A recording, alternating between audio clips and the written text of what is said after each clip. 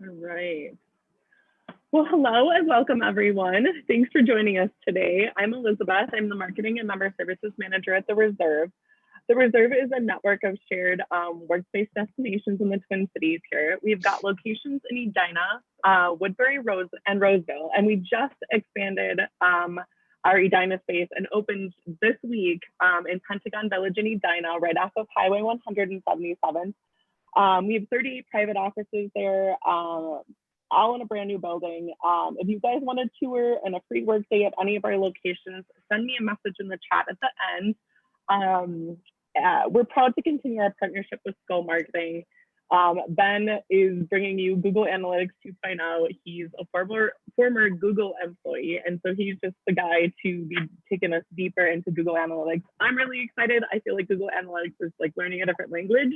So I've been really looking forward to this workshop. Skol Marketing also does website creation. So if you're in the market for an update on your website or are working from scratch, reach out to Ben.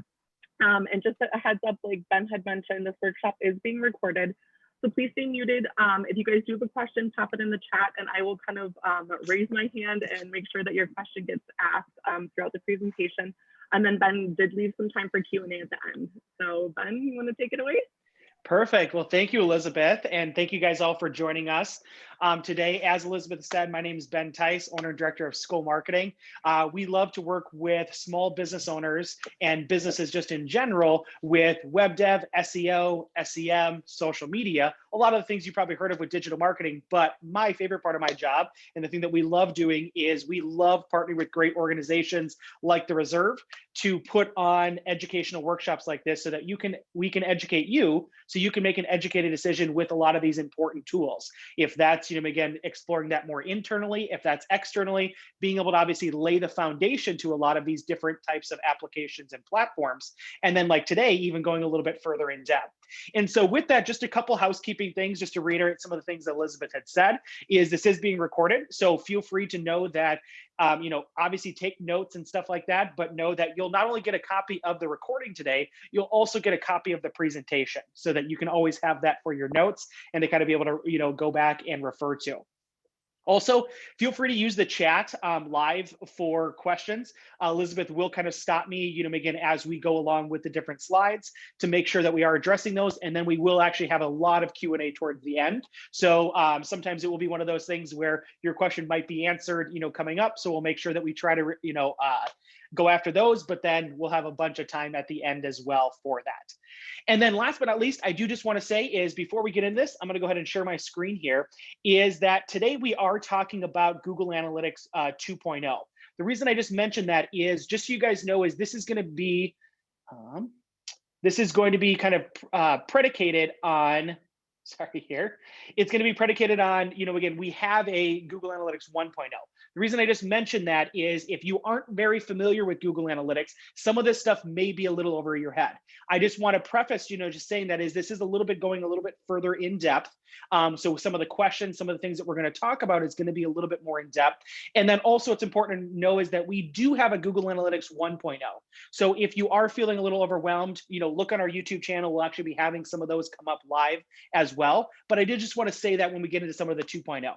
So with that said, again, just to kind of reiterate, today we're going to be talking about Google Analytics.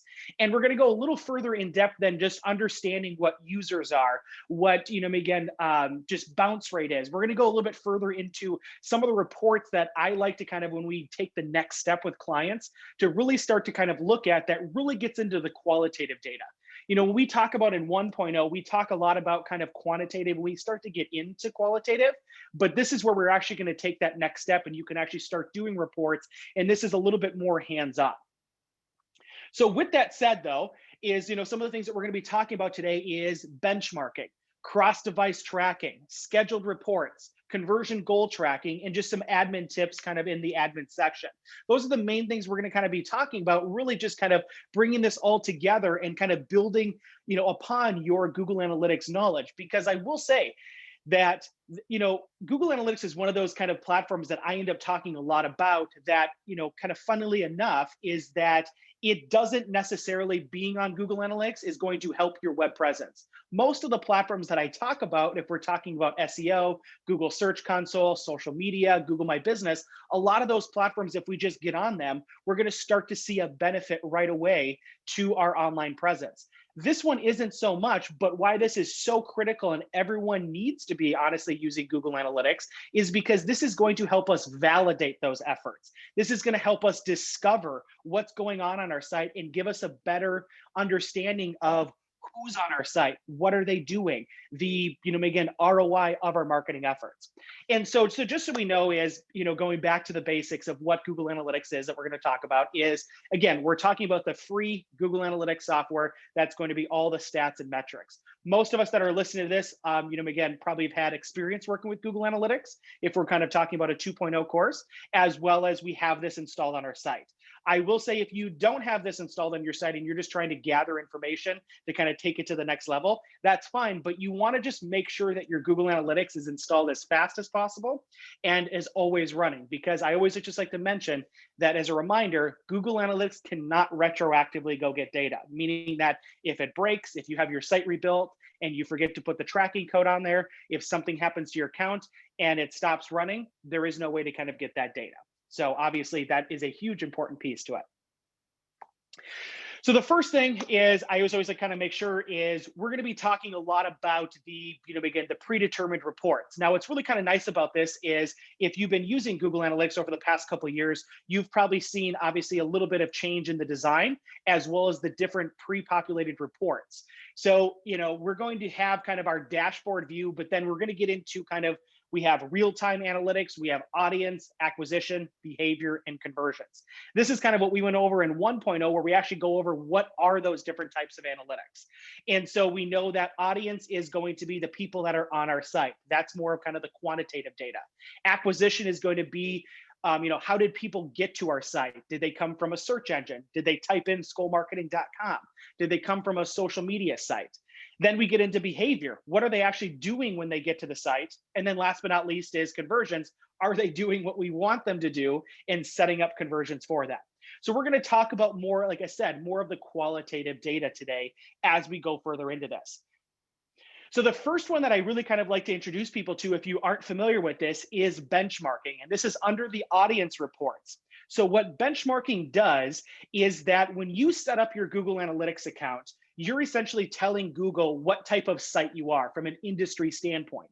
Well, what this information allows Google to do then, and allows you as a user to compare yourself to other people in that industry. Is it perfect? No. Are there going to probably be some other companies in that industry that maybe aren't applicable to you? Yes, but it is a really kind of cool place to kind of start, because I get the question all the time, especially once we're past, again, getting a website built or getting Google Analytics set up or cleaned up of, well, Ben, how do I know if my site is, again, if it's performing well? How do I know if what I'm seeing on analytics is our industry standards? Well, this is the report to kind of start with. What you can essentially do is you can drill down with different metrics and start to compare yourself to other people in those industries. So like the example that you see here right now, this is the internet and telecom industry vertical is what Google calls them. So that's going to be the different types of obviously industries. We can then even narrow down by country. So, and region. So then again, we don't have to do the whole world if we don't want. We can then kind of go down and actually start to narrow it down from there. We can also look at the size of the daily sessions. This one's really important because a lot of times what ends up happening is if you don't have the size of your daily sessions, set correctly, you might be comparing yourself to a multi-million or billion-dollar company if we're just a startup. So again, like the idea here is that when we set these things up, if we are in the internet and telecom kind of business, we maybe do want to compare ourselves, again, to the whole world hypothetically here, but then we also want to see someone that's averaging our current sessions for daily sessions. We can kind of do that. And then what you're seeing down here is you're now comparing yourself to them. So obviously green is going to be where you're exceeding, red is going to be most likely where you need some improvements. Now, again, some of this is going to be if you just started your website, obviously you're probably going to see a lot of red. If your website's been running and you've had Google Analytics running for a while, most likely that's going to give you a better understanding of the whole kind of scope.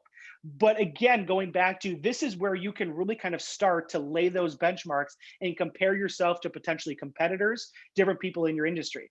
Now, I do get a question a lot of times of, well, Ben, can I see what someone's specific website is, like my competitor down the street? Well, unfortunately, with this, you can't because of privacy policies, that there is kind of that black curtain there. Again, you are sharing your information with Google Analytics so that people don't see, again, your private information, and the same thing with competitors and other average users.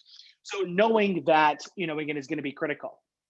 And the one last point that I want to mention with benchmarking is that the size by daily sessions. Now, again, remember, you can go to your audience report and you can find what your size, what your average daily sessions are. So you would obviously most likely want to compare yourself, obviously, to someone that is very similar. Sometimes it is fun to even look at people that are outside of your, again, size or your region, just to kind of see how you compare. Like hypothetically, I work with some clients where they may be in the 0 to 99 kind of daily session group, but they want to just see how they compare to someone bigger. Same thing with the country or regions. They want to see how they compare to someone outside, maybe than just the world, or if it's narrowed down, maybe they do want to compare. So this is a really good one to kind of start with when we start to look at, let's start setting some benchmarks, let's get that baseline and compare ourselves to others. The other one that is actually still in beta, but this one's really, again, really cool, but also very critical for understanding your user paths. So a user path is essentially when someone engages with your online presence, when they first touch your website, how are they then, again, that whole entire process or experience, what are they doing? How are they accessing it and everything like that? Back in the day, it was very simple because they'd visit us, on a website or via a computer, like a laptop or a desktop, and that was pretty much the only way.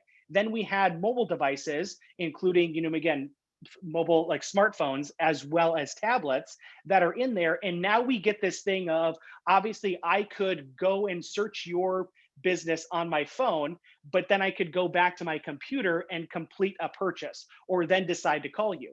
Well, again, like we need some type of tracking because it's not as literal or as direct as it used to be. That's where cross-device tracking comes into play. And this is still under the audience type of category here. And so what this is, again, kind of like what I just this is pretty much reiterating what I just said, is this is tracking user behavior and site interaction across different devices. The one thing you need to know, though, is you manually have to enroll yourself into this. This is something that's just not automatically turned on. So you need to go to audience, then cross device, and then ultimately you need to activate Google signals. And that's with a kind of a continue button. From there, then what Google will do is they will start to actually take this data for you and start to kind of lay it out here, that you can actually see kind of the overlap of people that are visiting on multiple devices. And you can actually see how they're coming to you or how they're actually going through that process from desktop to tablet to desktop, a desktop, tablet, desktop, tablet, desktop, tablet. So we can actually get pretty integrate into tracking how someone's actually doing it, and as well as also looking at the kind of the top ways. So as this example, as you see on the right hand side here, the two top ways that people are accessing this particular site is just purely desktop and purely tablet. Then the third one is finally when we get into that cross device. The most popular one for this example is desktop, tablet, back to desktop. And so it's really important. And we can also look at different things. So device overlap. Again, that's what we're kind of seeing here, device overlap and device paths. You can see where some of these clients and some of these users are being able, we have 4.39% of them that are doing all of them, that are doing it on a desktop, tablet, and mobile device. We have 7.88% that are doing desktop and mobile. And so you can kind of see just that overlap of what's kind of happening here, and every type of, again, different interaction or different type of formula, again, or combination that we can kind of see. We can even get into channels of where they're actually accessing us from. Again, if that's social, if that's, again, direct, if that's going to be search engines, all of that type of stuff. So this really, again, like, yes, it's still in beta, but this is really where we kind of take it to the next step. Because really what this is going to tell us about our users is, again, how they're accessing our site and maybe where we need to start to make sure that we're capturing them. And what I mean by that is that your experience on your desktop is going to be different than your mobile device, which is most likely to be different than your tablet. So the first thing to do is obviously to understand how people are accessing your site and how they're accessing it from different devices and that you kind of user path. And then it's making sure that that aligns with that your messaging is being brought to them on every device. So a lot of times what that means is, like, when we work with clients is we look at these reports and we will look at, okay, well, is the same message being done and clear on all devices? Yes, every website should be built responsively and should be, again, a responsive design. So it pulls up on, again, doesn't matter what smartphone or what screen resolution. But the important piece, though, is that obviously on a desktop, we have a lot more screen real estate than we do a phone. So this can sometimes look to kind of help us with understanding the value and making sure that we're getting the right messaging across with it. The other thing this can also play a part into is potentially Google Ads or some of your offline advertising or your social advertising, because again, we can see if we're following them around with a retargeting ad, or then if we're capturing them with social media and getting them to come back, we can start to kind of track that. Whereas again, before, a lot of times analytics and just data and metrics was very linear. Again, where did they come from? When did they leave? Now when we start to add these different devices where a lot of times, like for instance, mobile is even going to be almost kind of like an offline type of thing where I could go onto my desktop, then I got to remind myself, in my car driving and in the passenger seat, of course, and decide to look up again, what I previously saw on a desktop and kind of continuing that type of user experience there. So again, this is very, very important. This really gets into, again, kind of the who and the, again, how of your users. This gets honestly some intricate stuff, and you can do some really kind of cool stuff if you at least start at this level and really start to kind of integrate it. Are there any questions on that? I know that one's a little heavy, so I wanted to make sure. No? Okay. Okay, so again, we talked about, again, setting up, benchmarks for that. And then we also talked about, like we just, again, they're the cross-device things. Those are two really important things to at least have a base understanding of, because now it really gets into our conversions. And these are, essentially called goals. Really, we're now measuring what we want someone to do, a specific action on our site. So Google essentially splits these into 4 different goal types. So when you kind of see the chart here to the right. So the first one is called the destination. This is a specific location on your site. Like for instance, a thank you for registering web page or an app screen. So it's a very specific page. If we want to say, okay, if someone just views this, we want to consider that a conversion. Duration. How long are they actually staying on our site? So this example is maybe it's 10 minutes or longer spent on our site, we want to consider that a win. Because the thing is too, is the reason we have different goals is because obviously every person here that's listening to this may may not sell something online. That's usually like the first and easiest thing that people think about when we talk about conversions and we talk about tracking those different types of goals online. But as we can see, there are a ton of different things that we could consider valuable, and we want to know, again, if people are actually doing that. So again, we've got destination, a single page. We've got duration, how long they're actually spending on that site. Then we can also look at pages per screens per session.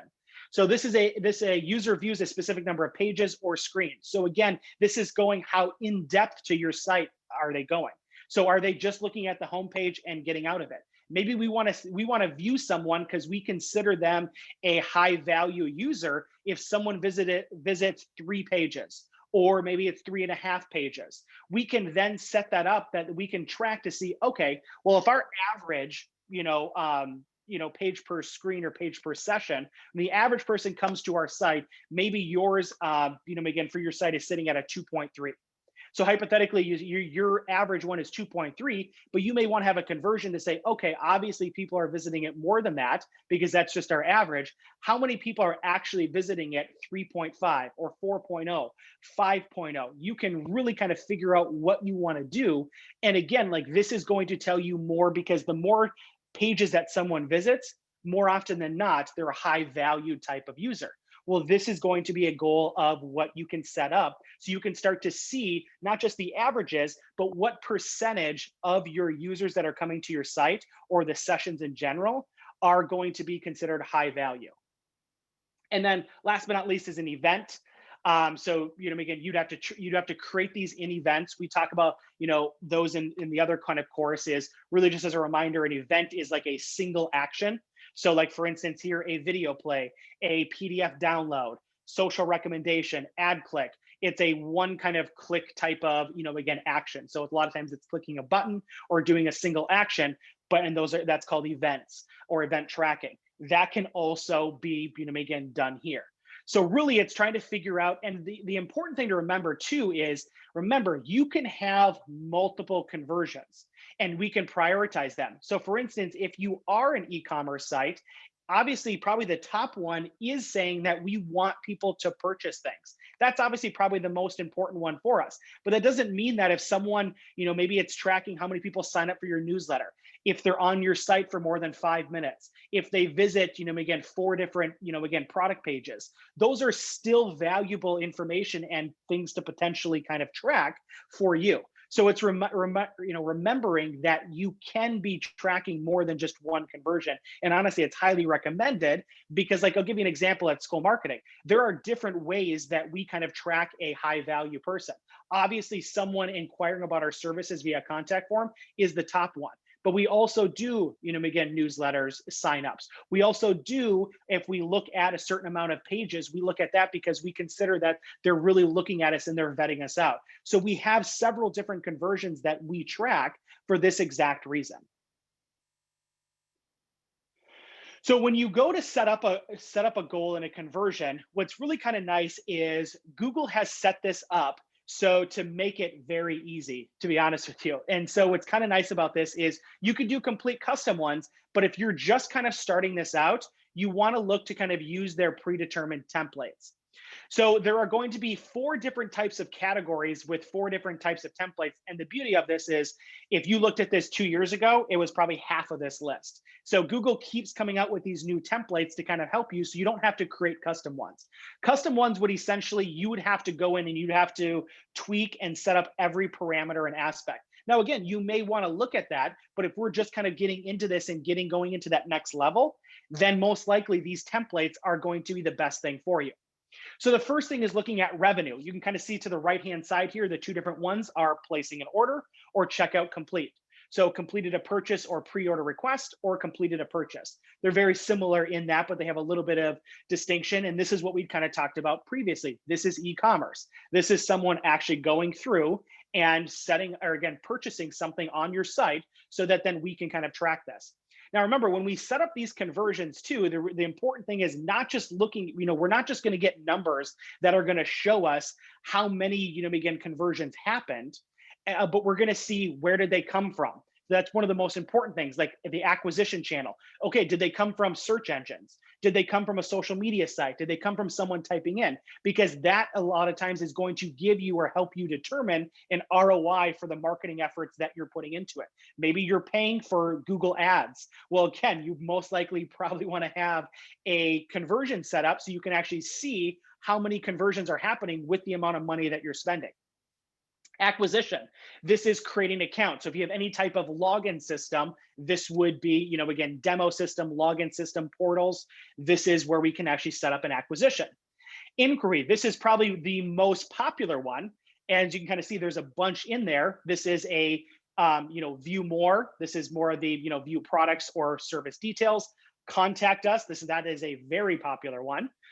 see available, checked inventory or schedule, see deals, viewed current sales or promotions, read reviews, viewed reviews, and ratings. So inquiry, like the contact us, because a lot of times if you're not selling products, a lot of times, for instance, we have contact forms that say, hey, I want to, again, I want to schedule a viewing of the reserve. I want to go and I want to look at their space. Well, that's obviously a very good, again, conversion for them because that's essentially a lead. Well, that a lot of times is under kind of the contact us. And so that's where a lot of times if you're service-based, most often again, you're going to probably be looking at the contact us for that. And then last but not least is engagement, which is, you can see the 4 on the right-hand side there. Compare information. They compared features, products, or options. Share, social, connect. They shared to social network or email. This is another kind of newer one, and that's a really kind of powerful one too, is if you want to start actually seeing like, okay, if we have the social share or the email type of share buttons, we can actually see, okay, hey, how much of this content is actually being pushed out to those platforms and people are actually engaging with it. And so that's a really good, again, one to kind of look at it as well. Newsletter sign up, I talked about that. That's one that Skol Marketing looks at all the time too. It's very valuable for us to kind of have our monthly newsletter continue to grow because obviously that is going to be how we can kind of continue to nurture those different types of relationships that we build with prospective clients and just, the community in general. And then last but not least is the added to cart. So this is obviously going to be different than like your revenue, because this is going to show maybe just someone just adding it to a cart, but not completing it.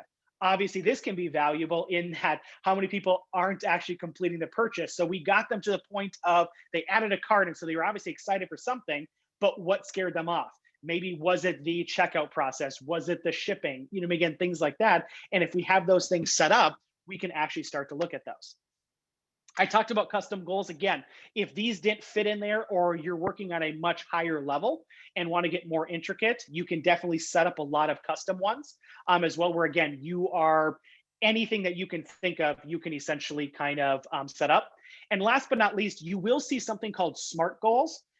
SMART goals are, again, can be really powerful. You're kind of letting Google kind of take the wheel and set them up for you, but they're essentially connected to Google Ads. So you have to be running Google Ads or Google AdWords to be able to kind of have your SMART goals. What Google does then is they use AI to kind of analyze and see what's happening on your site with your ads accounts and then kind of determine what they feel is valuable to you. So I will say that, again, that can be beneficial, but a lot of times I'm going to tell people you want to use the predetermined templates because it's kind of the perfect in between. It's not fully customized and you having to go through every aspect of it, but it's also not just handing the reins over to kind of Google, for instance, and doing AI. So you're able, and we'll kind of walk through what we need to kind of look at with goals here for the next couple slides, but we need to kind of look at, again, we're going to tell Google using the templates what we're trying to track and the actual value of that. Elizabeth, question. Good question. Yes. So regarding revenue, one of our attendees has a hotel website. The book now takes the user to a different site to book. Are you able to still track that? That is a perfect question. Okay, so that brings up a fantastic point. And actually, there's actually 2 points that I want to talk about with that.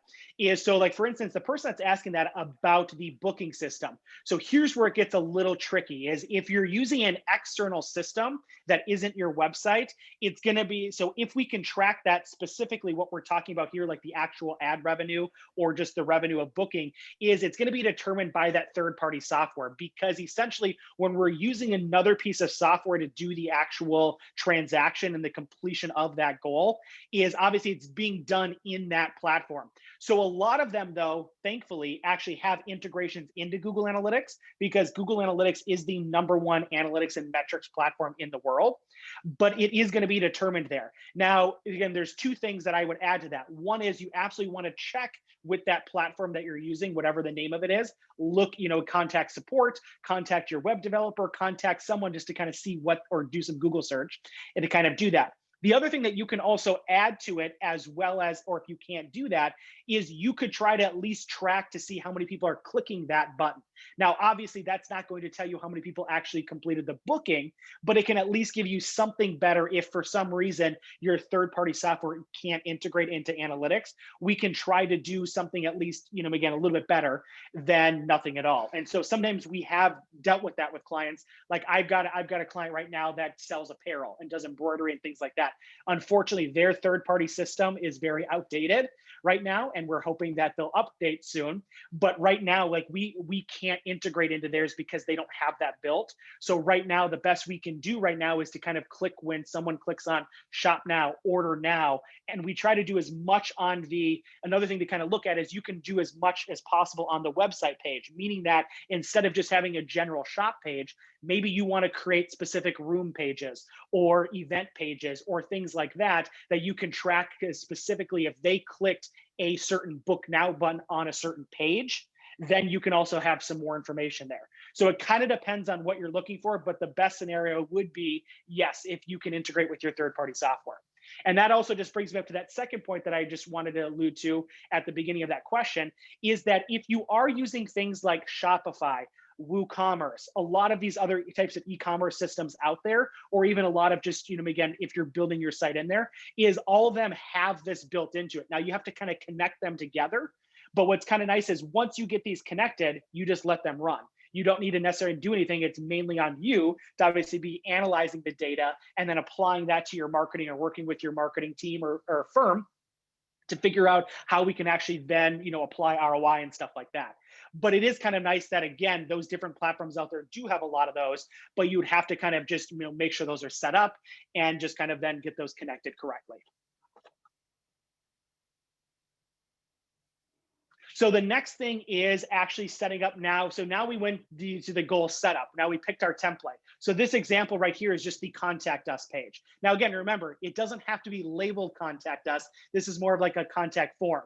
So if you're a plumber and you need someone to inquire about your services and they want to do that, if you're the reserve and you want someone to book a viewing of the office space and stuff like that, that's still a contact us. It's using kind of the basic contact form. However, you kind of, again, doctor that up or design that. Now, here's the thing is, so we have a goal name. We just have to, name it anything you want. This is completely for your, again, benefit. So name it whatever you want. If we went back to that example, for instance, with the, again, the hotel one, you would want to try to be as specific as possible if you have different booking, like if you have a booking for a certain event, you'll probably want to create one maybe just for that form that goes with that. If you have maybe booking just in general or sales, or like a promotion or sale kind of going on, you can actually create different ones to know where they're specifically coming from. Or if you just have a general form that you use too, that's completely fine as well here. Again, a goal slot ID is really just, it's kind of categorizing it. You kind of leave usually the default, but it's just kind of helping you categorize, especially when you get different types of goals and you start creating more and more conversions. This allows you to kind of categorize them just a little bit so you can kind of keep them straight. And then last but not least is, this is one of the more important ones, is the different type, again, the type. Now, again, every template is going to be a little bit different than this, but I wanted to take you through the contact us because this is most likely the most, again, broad applicable one that you're going to see because everyone most likely has a contact page. So first is a destination. You may, again, if someone fills out your contact form and then you spit them to another page on your site that says, thank you for filling out this form, we'll be back with you, you can track it that way. You can also potentially track the duration like we kind of talked about before. We can track the, again, pages per, per screen, per session, if we want the 3 pages. And again, we talked about the event. So again, we can kind of use this template and we can kind of pick the different type. Most of us will most likely kind of do the destination if you're doing a contact form. If you're doing some of the other ones, obviously you're going to be able to kind of choose those. And again, remember, we can keep going back and keep setting these up for every single one.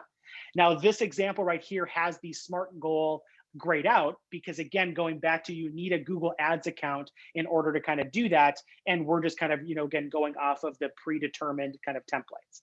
So that's going to be kind of the next step. You can kind of see this is pretty, again, kind of, again, pretty easy just in the sense of it's very nice that they have all these predetermined templates. If not, it gets very complicated with setting up all of the parameters for this manually.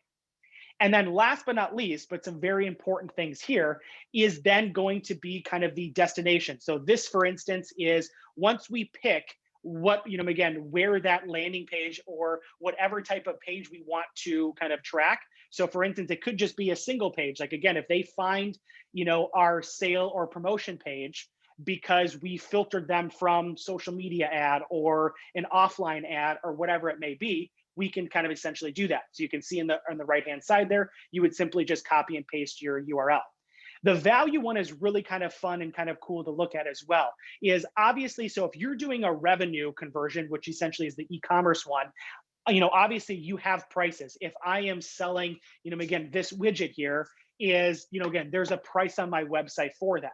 When someone purchases that, it automatically pulls that information and calculates that. But what Google allows you also to do, though, is to assign an arbitrary value to something that isn't obviously something where someone's purchasing something.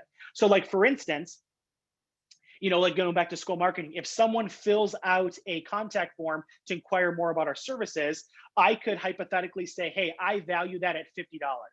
If someone does our newsletter, maybe I value that at $5. Now, again, these are just arbitrary values, but it can really kind of help you, especially if you have some integrated marketing strategies on, and you kind of apply a lot of times, again, businesses, as they get into these things, they apply certain values to certain types of actions.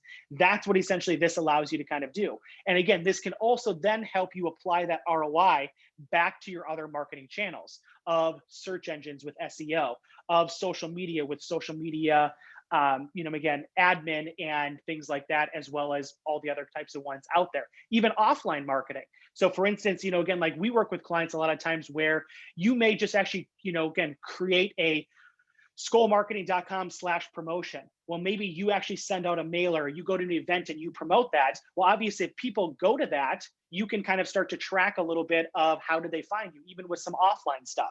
And then we get into the cross device and bringing that all in. You can kind of see here what we're doing is we just start to layer on and we're starting to tell a story. The more information we have in the story, the more valuable it is to you. And the more value it is to your marketing, the more valuable it is to your website, the more valuable it is to your users in understanding that.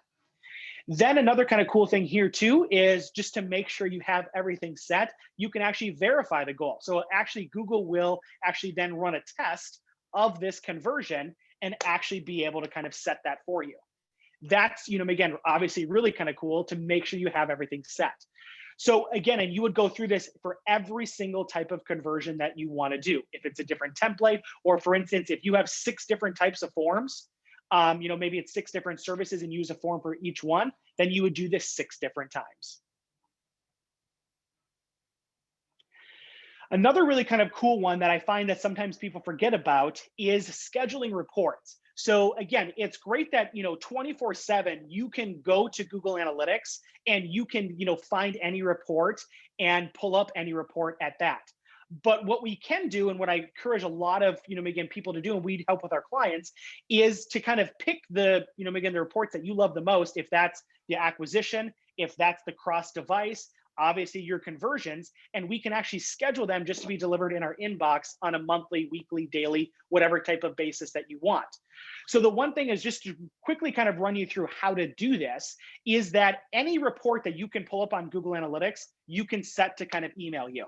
So really what you want to do is you just want to get your report to kind of, again, just be on your screen. If you can see your report, what you want to do is go in the upper right-hand corner and you want to click this highlighted red button called share. When you click share, you actually get this little pop-up here that is showing to the right-hand side here. So for your first report, you have to fill out all the information so that Google knows obviously what type of, again, all the parameters to it. Then what's kind of nice is any additional reports. So for instance, if you want to have one email send 6 different reports, then you would just have to do what we'll talk about here in the additional reports. So the first one is obviously the first time we're going to do this is maybe it's setting up the acquisition, again, report. I want to see where people are coming in from direct traffic, from acquisition traffic, from social traffic, all of that type of fun stuff. What I'm going to do then is I'm going to type in the email of where I want it to be sent. We're going to put in a subject. You can name it whatever you want. You're going to put the report type. This, a lot of times I highly recommend PDF, but you can do other reports as well, like CSVs and things like that. We're also then going to do frequency. You can see you can do once, you can do daily, weekly. Most people like to do monthly. And then we can also comment on it, just if you wanted to add some kind of a comment. The other thing too is you can email it to multiple people. So once we save that though report, so maybe I looked at the acquisition report, that one I want to be sent to me on the 1st of every month. I set that up, I hit save. Well, now I also want to make sure that I get the conversion report. Well, I go there, remember I just pull it up on my screen.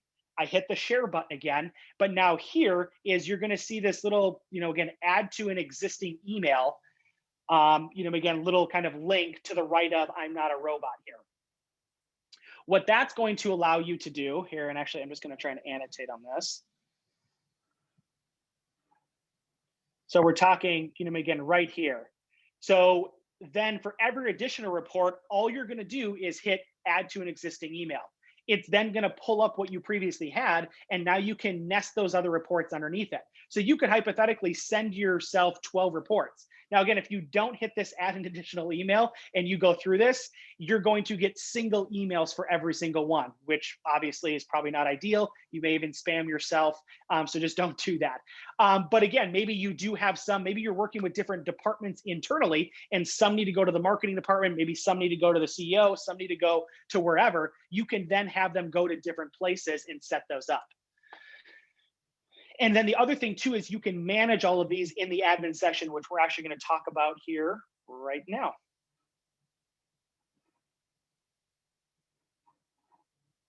There we go. So we're actually going to talk, again, so in the admin section, which is just, again, obviously every platform has an admin section, you can actually manage these scheduled reports. I'm going to jump down to that one. We're going to come back to some.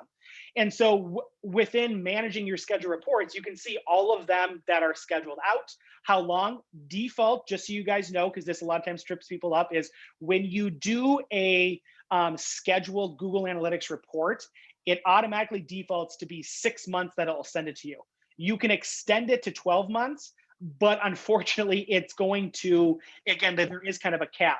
Google does that just in case if you forget about them or if you leave or somebody leaves, that they're not continuously kind of, feel like they're spamming you. Now, what it will do though is like the, again, the second to last or the last report, it'll tell you to say, hey, you're going to want to extend this if you want to continue these. Well, again, you would go to this admin section, you would just hit extend and you'd be able to do that. Now, again, why I try to tell people about more of this, the admin kind of tips here, is there are a couple of things here too that you should look to integrate into your account. The first one is called the referral exclusion list. This one is really important to kind of help filter out spam, or maybe if you don't want to track where a certain amount of traffic is coming from. So referral traffic, for just as a reminder, is traffic coming from anything that's not a search engine and not a social media site. So the referral exclusion list, a lot of times, again, what also fits into referral traffic is unfortunately spam.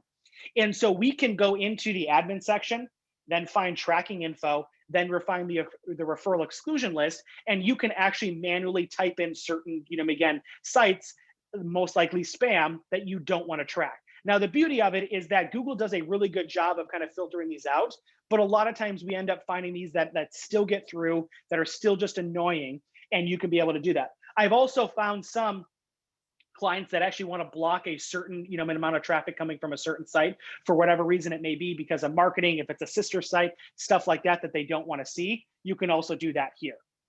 Another really important one that I highly encourage everyone also to do is to filter IP addresses so that you can actually go in and filter out your IP. Now, again, you might be asking, well, Ben, how do I know my IP address? You simply just need to go to Google and literally type in, what is my IP? And Google will tell you, obviously, the network that you're connected to, the Wi-Fi network, of what IP address that is. This is really beneficial for, obviously, like if you're sharing the same network at your office, most likely you might want to not track people at the office accessing the site, because most likely again, you can, and that's completely fine. But a lot of times, again, there's probably more value in getting them out of there because they may be spending more time on the site than the average user. Well, again, really at the end of the day, our website most likely is going to be for people that don't work for us and aren't on the site. Again, you may be on your site 6 times a day. Well, that's obviously going to play around with some of the metrics and analytics. So this is a really good one. Now, obviously, with everything kind of happening where a lot of people are working from home, you would individually have to get these IP addresses from those people at home. Also, if you have, again, if you have a Wi-Fi network and you have a satellite office at your cabin and you have one at, again, the reserve, as well as maybe another office, is, again, you would have to make sure that you're connected to each one of those Wi-Fi networks and then look up your IP or ask someone individually there as well. But you would have to set those up every time for that. And then last but not least is managing user access. This one I always like to kind of mention because sometimes it slips people's minds that you shouldn't be sharing your login to Google Analytics. You shouldn't be just giving someone your username and password. What you should be doing is going here and giving them access to your platform so that you can kind of control that. You can, again, cut that off whenever, again, possible. If you end your relationship with them, if they're working for you and they no longer work for you, it's a lot safer to make sure nothing kind of bad happens to you. So this is where you would essentially kind of do that. So this is where just some of those admin tips to kind of look at when we're looking, again, after we've set up benchmarks, we've looked at cross device, we've looked at our kind of conversions, and now we get into the admin tips. So with that said, as I know we kind of went through a lot of that fast, is I want to open it up though for questions. I know a lot of times people have a little bit more in-depth questions, some personal questions, and I'd love the opportunity to kind of be able to do that. Allie. Yeah, thank you, Ben. This is great. A question for you on the audience benchmarking and the cross-device thing. Do you have any concerns related to privacy in any way? I know you had mentioned that it's not going to show competitors what your numbers are. It's all anonymous. But do you have any concerns at all about that? Yeah, so no, it's a great question, obviously, with everything going on, and to kind of look at that. So one thing is the benchmarking, that one's more of a default. So because it's really just using the base information. So that one's going to have less even kind of privacy concerns at the beginning, because you're essentially just giving that data already to Google when you kind of get in there. Now, there are some ways that you can chop some of that off when you're, again, starting Google. Again, like you can chop some of that off, again, from them. Now, the reason that you need to actually, again, apply or enable the cross-device one is because you are tracking some more, there. At the end of the day, Allie, it's going to be kind of what you are, again, what your preference is. I will say that obviously any type of online application with Facebook, with Google, the reason that all these tools are free is because they're actually, obviously, we all know they're not free. Data is the new currency. And so they're tracking us no matter what. It's just that Google, I will say, though, is very cautious of sharing any of that data with other users. So if your main concern is people being able to kind of see this data and apply it to you, I can almost guarantee you that that won't be the case. This is why Google's even kind of taken away some of the metrics that we as marketers used to come and love, again, over the past, again, 2, 5, 10 years, because to even kind of be stricter and stricter with privacy policies. Sure. And so would you say that you would recommend in most cases that people would turn that on with the cross signals? Sorry, I can't remember what it's called.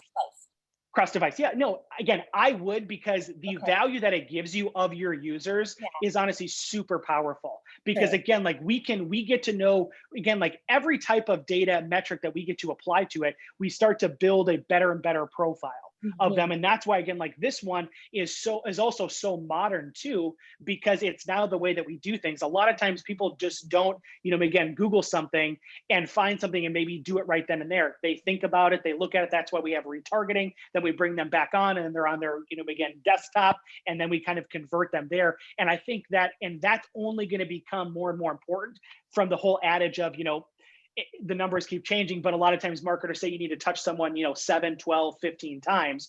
Well, this also helps you, again, get a lay of the land and understand what's actually happening with that. Sure. Thank you. I appreciate it. Yeah. Elizabeth, do we have any other question? Yes, we have a question here. What happens when you inherit an account? I had to create a new one, but was informed all past analytics would be lost if we did this. Can Google help me? Yes, so there is actually a way. I'm not gonna lie, it does kind of suck. Again, if you ever have to have a new Google Analytics account, that's why I always say using the user access and stuff like that is the cleanest way to do it. But there actually is a way that you can download some of your information and import it. You would have to just kind of walk through that. You can kind of Google that or get some help. We can help you with that too. But yes, there actually is a way that you can download some of that information, again, within your Google Analytics and actually import that as well. Awesome. For that exact reason. One other question here. How do I ensure GDPR? I don't know what that is, but this person lives in the UK. Exactly. That's actually a great point. So GDPR, for those of you guys that don't know, is more of kind of the privacy policies, but much stricter over in kind of the EU. So the thing is when it comes to GDPR, you do have to be very careful. A lot of times what it ends up being though is you need to make sure you have protocols and notices on your site. Now, again, also just to make sure that we're on the same page here is GDPR only applies to people that are actively advertising to EU clients. The reason I make that distinction is that if you are over here in Minnesota and you have a company and someone ends up finding you in Germany or in England, but you're not actively searching for them or you're not actively marketing to them, and some of that may be if you again, like how you could be considered actively searching, again, or marketing to them, excuse me, is if you have, again, translation plugins on your site. If you have specific pictures or content that's obviously speaking to somebody over there, those types of things, we would kind of know, really you would know is if someone from the EU is actually a targeted demographic of yours. But getting back to the actual question is that the actual act of collecting data and everything like that on Google Analytics can technically violate GDPR because you need to tell people on your website that you are actually taking this information in. And so the two biggest things with GDPR is you need to notify people that you are actually tracking this information and that they can opt out of it. And then two is that when you do collect this information, you have to have a policy in place that you could dump it if someone asked you about it. So, and this goes for, like, for instance, if you keep like e-commerce type of records and things like that. But just in general, the main thing is you absolutely can still track people with Google Analytics. You just have to be more upfront with, again, notifying them that you're actually doing it.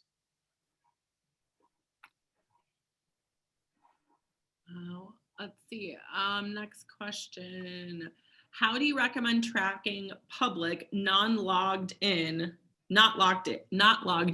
traffic and activities separately from logged in users accessing product pages for our software as a service site?